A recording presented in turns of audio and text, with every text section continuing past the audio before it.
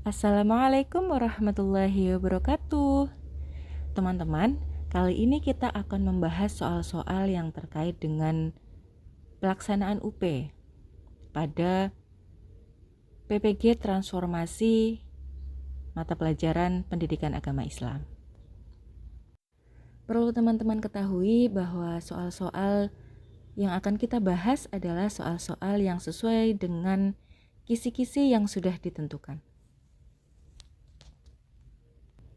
Soal nomor 1, untuk indikator tujuan, peserta didik menunjukkan perilaku jujur, disiplin, tanggung jawab, peduli, dan santun dalam kehidupan sosial sebagai perwujudan dari keimanan dan ketakwaan kepada Allah Subhanahu wa Ta'ala. Pertanyaannya, sebagai calon pendidik, Anda diminta menentukan rumusan tujuan pembelajaran ranah sikap yang paling sesuai dengan indikator di atas. Di antara pernyataan berikut, manakah yang paling tepat sebagai rumusan tujuan pembelajaran ranah sikap? Perlu kita garis bawahi yang ditanyakan adalah tujuan pembelajaran ranah sikap. Maka untuk option yang dipilih adalah option yang berkaitan dengan tujuan pembelajaran ranah sikap. Untuk poin A, peserta didik dapat memahami pentingnya akhlak karimah. Kita garis bawahi, memahami itu masuk ke tujuan ranah kognitif, bukan ranah perilaku. Jadi jawabannya bukan A ya teman-teman. Kemudian B, peserta didik dapat menjelaskan hubungan antara iman, takwa, dan akhlak mulia. Menjelaskan juga termasuk tujuan ranah kognitif. Membutuhkan penjelasan dan analisis, bukan tindakan nyata. Jawabannya juga bukan B ya teman-teman. Untuk option C, peserta didik dapat menganalisis faktor pembentukan akhlak karimah. Menganalisis juga termasuk tujuan ranah kognitif, namun lebih mendalam. Dan ini tentunya bukan menunjukkan perilaku sesuai dengan pertanyaan tadi, yaitu ranah sikap. Kemudian option D, peserta didik menunjukkan sikap jujur, tanggung jawab, dan santun dalam berinteraksi sebagai wujud keimanan dan ketakwaan kepada Allah. Ini tepat ya teman-teman, karena menggunakan kata kerja operasional menunjukkan dan mencakup perilaku spesifik, sikap jujur, tanggung jawab, dan santun sebagai hasil dari keimanan. Sementara ini kita keep dulu ya teman-teman. Lanjut ke option C, peserta didik mampu menyebutkan contoh perilaku akhlak terpuji. Ini lebih pada ranah afektif yang masih awal, yaitu mengetahui atau mengidentifikasi, belum pada menunjukkan sikap yang sesungguhnya. Jadi jawaban yang paling tepat adalah D. Peserta didik menunjukkan sikap jujur, tanggung jawab, dan santun dalam berinteraksi sebagai wujud keimanan dan ketakwaan kepada Allah Subhanahu wa Ta'ala. Soal selanjutnya, dalam masyarakat saat ini banyak terjadi pernikahan yang tidak didasarkan pada pemahaman yang utuh tentang tujuan, rukun, dan syarat sah pernikahan dalam Islam. Misalnya terjadi pernikahan di bawah umur atau tanpa wali yang sah, yang menyebabkan konflik keluarga dan ketidakabsahan secara syar'i. Untuk mencegah hal ini, penting bagi peserta didik untuk memiliki pengetahuan yang benar mengenai konsep pernikahan menurut ajaran Islam, termasuk tujuan pernikahan, rukun dan syaratnya, serta hikmah di balik pelaksanaannya. Sebagai calon guru pendidikan agama Islam, Anda diminta menyusun rumusan tujuan pembelajaran pada ranah pengetahuan yang paling sesuai dengan indikator tersebut. Manakah dari rumusan berikut yang paling tepat? Pertanyaannya adalah rumusan tujuan pembelajaran pada ranah pengetahuan. Jadi option yang dipilih adalah option yang sesuai dengan ranah pengetahuan. Untuk option A, peserta didik mampu menjelaskan rukun, syarat sah, dan tujuan pernikahan dalam Islam. Untuk kata kerja operasional, yaitu menjelaskan. Pilihan ini sementara sesuai karena fokusnya adalah pembentukan pengetahuan, yaitu menjelaskan. Kita keep dulu teman-teman. Kemudian option B, peserta didik menunjukkan sikap bertanggung jawab dalam memilih pasangan hidup. Ini termasuk ranah sikap, bukan ranah pengetahuan. Karena kata kerja operasionalnya adalah menunjukkan. Kemudian yang C, peserta didik dapat menunjukkan perilaku menjaga kehormatan diri sebelum menikah. Ini juga ranah sikap ya teman-teman. Menunjukkan perilaku, masih ke ranah perilaku, bukan ranah pengetahuan. Kemudian yang D, peserta didik terampil menyusun makalah tentang tata cara pernikahan menurut Islam.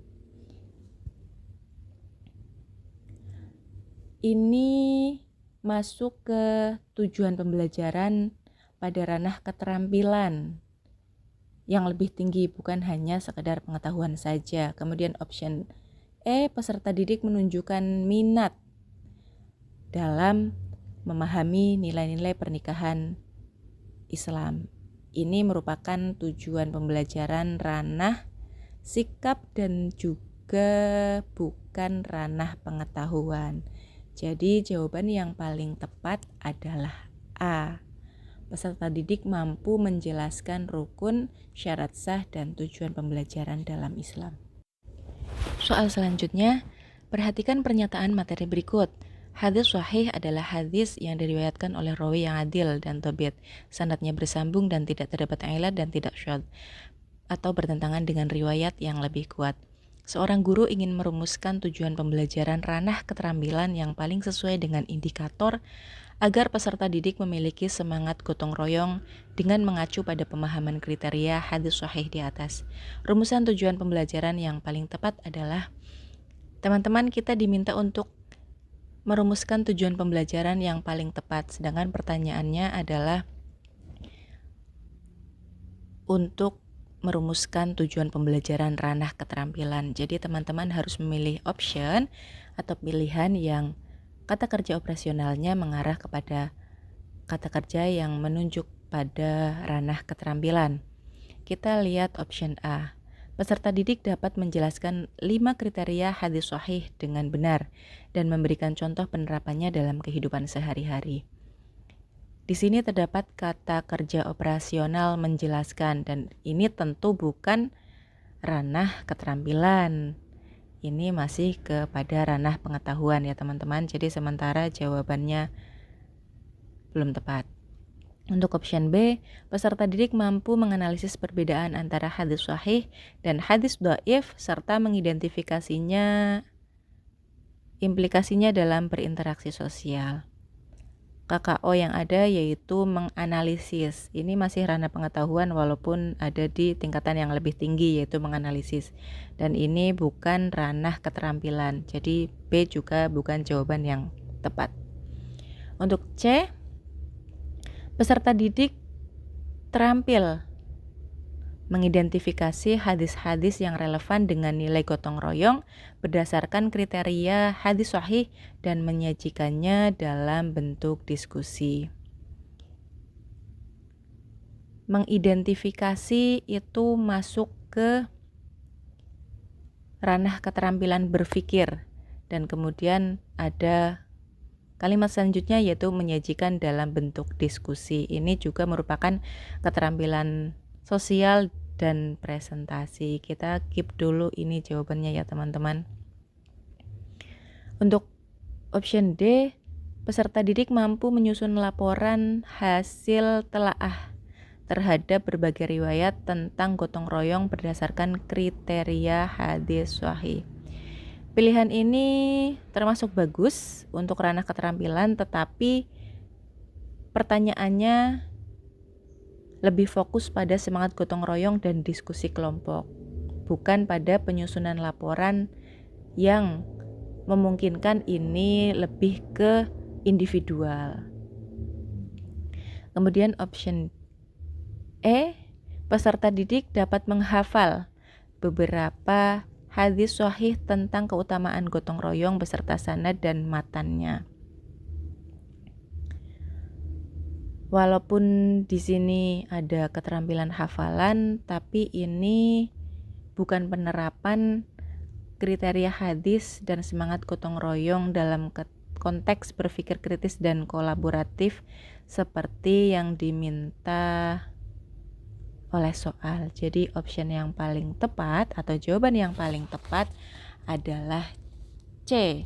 Peserta didik terampil mengidentifikasi hadis-hadis yang relevan dengan nilai gotong royong berdasarkan kriteria hadis sahih dan menyajikannya dalam bentuk diskusi kelompok. Dalam sebuah mata pelajaran pendidikan agama Islam, guru diminta mengembangkan materi pembelajaran untuk peserta didik SMA dengan topik takdir dalam Islam. Materi tersebut menekankan bahwa takdir mencakup segala ketetapan Allah terhadap makhluknya, termasuk kelahiran, rezeki, dan lingkungan sosial budaya.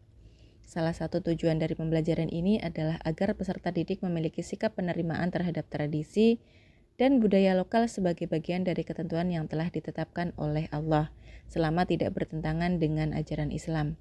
Guru diminta menyusun indikator tujuan pembelajaran ranah sikap yang paling sesuai dengan konteks tersebut.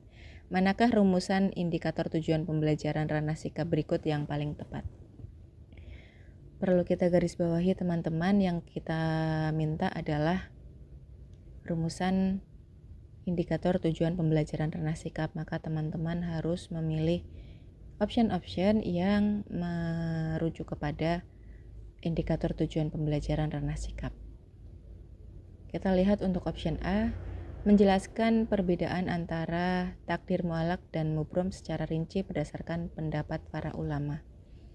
Untuk KKO di option A yaitu menjelaskan, dan ini masuk ke ranah pengetahuan bukan ranah sikap, karena tujuannya yaitu untuk memahami konsep takdir secara kognitif. Jawabannya bukan A. Untuk option B, membedakan tradisi lokal yang sesuai dan yang bertentangan dengan syariat Islam. KKO-nya yaitu membedakan.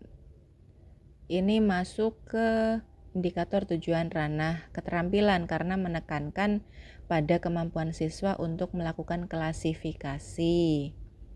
Walaupun ini terkait dengan pernyataan dalam soal, tapi di sini tidak secara langsung mengukur sikap penerimaan seperti yang diminta. Untuk option C, menunjukkan sikap terbuka dan menghargai tradisi budaya lokal sebagai bagian dari kehendak Allah yang tidak bertentangan dengan nilai-nilai Islam. Untuk option C ini secara langsung merefleksikan tujuan yang ingin dicapai ya teman-teman, yaitu ranah sikap. Di dalam indikator di option C ini mencakup aspek penerimaan atau menerima dan menghargai tradisi lokal, dan juga mengaitkan dengan konsep takdir atau kehendak Allah dan sesuai dengan batasan yang diberikan, yaitu tidak bertentangan dengan nilai-nilai Islam. Kita keep dulu untuk jawaban untuk option C. Untuk option D, menghafal pengertian takdir dan jenis-jenisnya dari beberapa sumber literatur. Menghafal itu masuk ke indikator ranah pengetahuan, yaitu mengingat, yang tujuannya itu untuk mengukur kemampuan mengingat informasi. Jadi jawabannya bukan D. Untuk option E, merumuskan makalah mengenai pengaruh takdir terhadap perilaku sosial dalam masyarakat.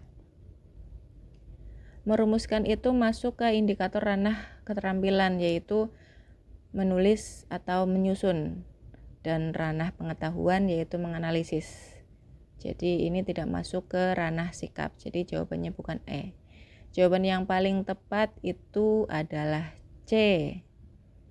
Menunjukkan sikap terbuka dan menghargai tradisi budaya lokal sebagai bagian dari kehendak Allah yang tidak bertentangan dengan nilai-nilai Islam. Soal selanjutnya, seorang guru pendidikan agama Islam diminta untuk menyusun materi pembelajaran mengenai ayat muhkamat dan mutasyabihat dalam Al-Quran. Ayat-ayat muhkamat adalah ayat-ayat yang jelas maknanya dan tidak memerlukan penafsiran lebih lanjut, Sedangkan ayat-ayat mutasyabihat adalah ayat-ayat yang memiliki makna yang lebih tersembunyi atau memerlukan penafsiran lebih dalam. Hal tersebut bertujuan agar peserta didik mampu memahami perbedaan antara kedua jenis ayat ini dan mengembangkan kemampuan berpikir dinamis dan inovatif dalam menginterpretasikan ayat-ayat yang lebih kompleks. Manakah rumusan indikator tujuan pembelajaran ranah pengetahuan berikut yang paling sesuai dengan materi ayat muhkamat dan mutasyabihat untuk mendorong kemampuan berpikir dinamis dan inovatif? Ya, teman-teman, jadi di sini kita diminta untuk merumuskan tujuan pembelajaran ranah pengetahuan yang paling sesuai dengan materi ayat muhkamat mutasyabihat dan juga untuk mendorong kemampuan berpikir dinamis dan inovatif. Tentunya indikator yang diminta adalah indikator yang mempunyai KKO yang mengarah kepada ranah pengetahuan. Kita lihat dari masing-masing optionnya. Untuk option A, siswa dapat menghafal ayat-ayat muhkamat dan mutasyabihat serta menjelaskan perbedaannya secara teoritis. Pilihan ini masih ada di ranah pengetahuan tingkat rendah, yaitu menghafal dan memahami teori. Jadi belum mengarah kepada pemikiran dinamis dan inovatif, walaupun ini masuk ke ranah kognitif tapi masih kognitif tingkat rendah. Untuk option B, siswa dapat menerapkan prinsip tafsir dan memahami ayat-ayat mutasyabihat dan menghubungkannya dengan masalah sosial kontemporer. Pilihan ini secara langsung dapat mendorong berpikir dinamis dan inovatif melalui penerapan konsep dan koneksi dengan konteks kekinian, yang juga tentunya melampaui sekedar menghafal dan mengidentifikasi seperti option yang A tadi. Ini kita keep dulu teman-teman jawabannya. Option C, siswa dapat mengidentifikasi contoh ayat-ayat muhkamat dan mutasyabihat dalam Al-Quran dan menjelaskan maknanya secara rinci. KKO yang ada di option C yaitu mengidentifikasi dan ini lebih detail daripada yang A. Tapi untuk penerapannya belum sampai pada tingkat penerapan dan kreativitas seperti yang diminta dalam soal. Untuk option D, siswa dapat membuat rangkuman tentang pengertian ayat muhkamat dan mutasyabihat serta memberikan contoh-contohnya dari Al-Quran. Ini sama kayak poin C ya teman-teman. Ini masih di ranah pemahaman dan pengetahuan, bukan pengembangan berpikir yang lebih tinggi seperti yang diminta oleh soal. Kemudian option E, siswa dapat mendiskusikan pendapat para ulama tentang tafsir ayat mutasyabihat dan menerapkannya pada situasi kehidupan nyata. Mendiskusikan pendapat ini bagus, lebih spesifik, tapi belum terlalu mendorong inovasi. Jadi option yang paling tepat itu masih ada di option B, karena di option B itu lebih spesifik dalam mendorong inovasi pada kalimat menghubungkan dengan masalah sosial kontemporer. Jadi jawaban yang paling tepat adalah B. Sekian teman-teman pembahasan soal kali ini. Kita akan membahas soal yang lain pada kesempatan yang lain untuk soal-soal sukses UP, PPG transformasi khusus untuk mata pelajaran pendidikan agama Islam. Terima kasih. Wassalamualaikum warahmatullahi wabarakatuh.